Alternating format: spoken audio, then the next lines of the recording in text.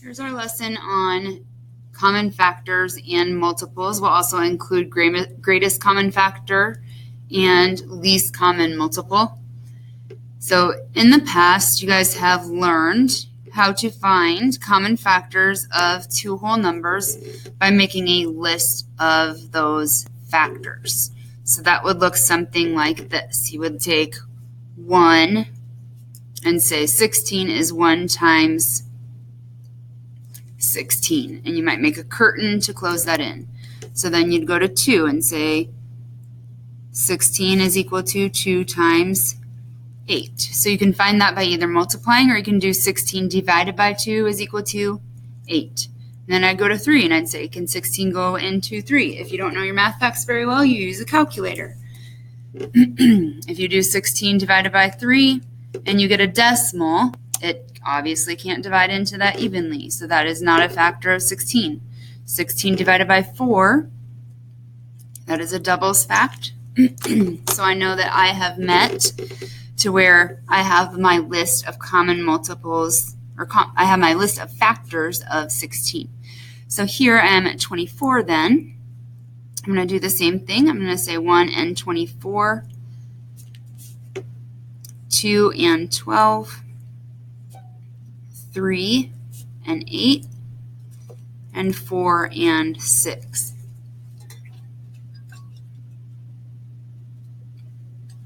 And then you should know the next step, because I'm finding common factors, would be to circle the common numbers. So 1 is a common factor of 16 and 24.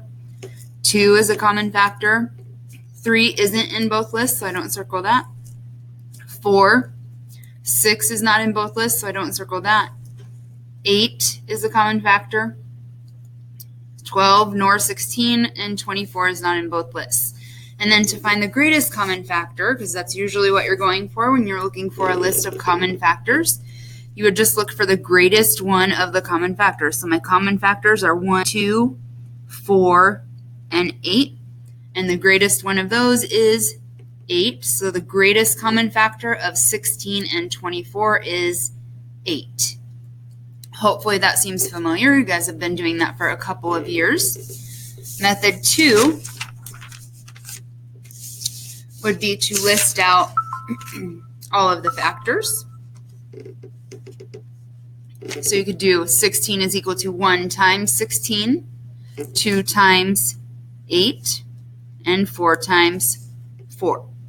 24 is equal to 1 times 24, 2 times 12, 3 times 8, and 4 times 6. And then I can still circle the common factors. I have a 1, I have 2s, I have 8s, I have 4s.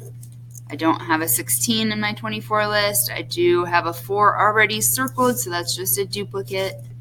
16s, we already said. 24s, no 6. And then I can make my list again, and I say my common factors are 1, 2, 4, if I put them in order, and 8. So that's in order from least to greatest. So my greatest common factor would be 8. Okay? Both of those seem to take a little bit of time, especially if I'm using bigger numbers. So if I had to find the greatest common factor of, let's say, 72 and 144, that could take a bit of time using either of those methods, because I'm going to have to list out all of the common factors. And then the hazard is always, if I miss one, even if I know my math facts really, really well, if I miss one, or if I make a mistake, I'm going to miss the problem and I'm going to get the answer wrong, just because I might have forgotten to put in to my 24 list 3 times 8. Then I would think that the greatest common factor was 4. Okay, so we're going to practice those methods just as a review. So here I have 27 and 35. So you don't have to use both methods, just use whichever one you prefer, whichever one you would have used in the past. So if you like the list method, or if you like to write out the factors and you can see the multiplication facts, that's fine. Use either one, but you're going to list the common factors or list the multiplication facts of both 27 and 35 in order to find the greatest common factor. So I'll give you a little bit of time to do that.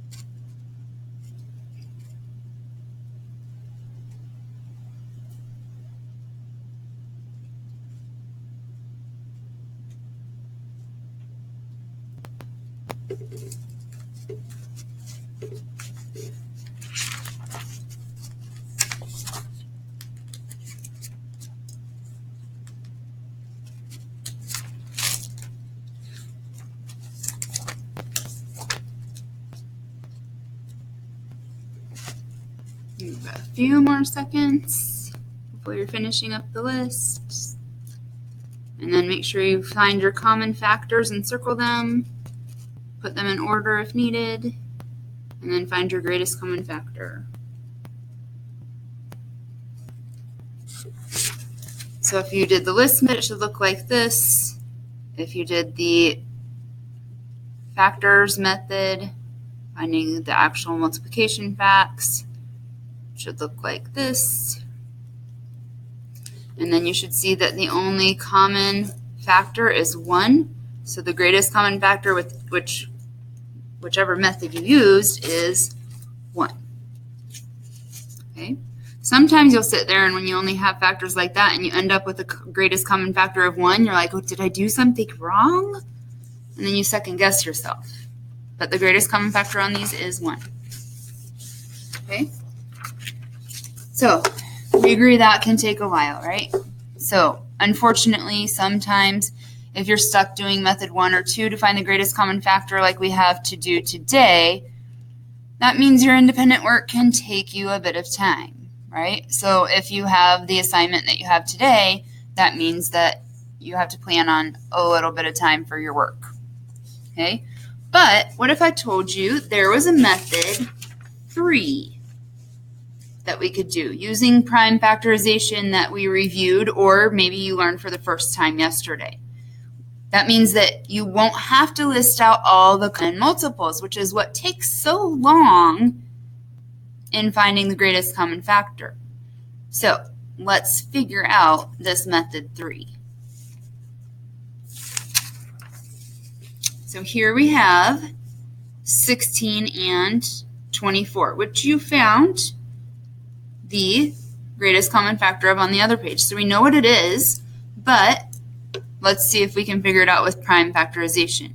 So you know how to find the prime factors of 16, right? So if I was going to find the prime factors of 16, it would be 2, and then I would put the 8 under here, right?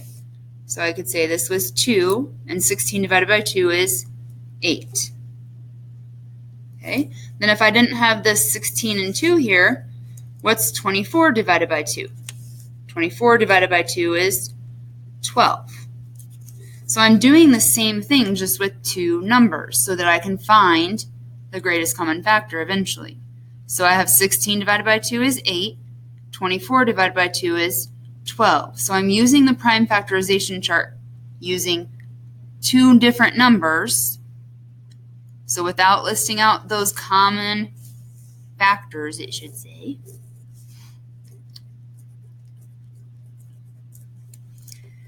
I'm going to use this to figure out my greatest common factor. So now I have 8 and 12. Can I list out a common prime factor of those 2?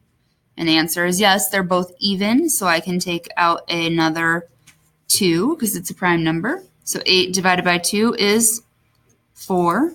12 divided by 2 is 6. And then I can take out another 2. So it's a prime number still. I always want to take out prime numbers. So if I had 8 and 12 up here, I know I can divide by 4 for both of them, but I don't want to. I want to divide by only prime numbers.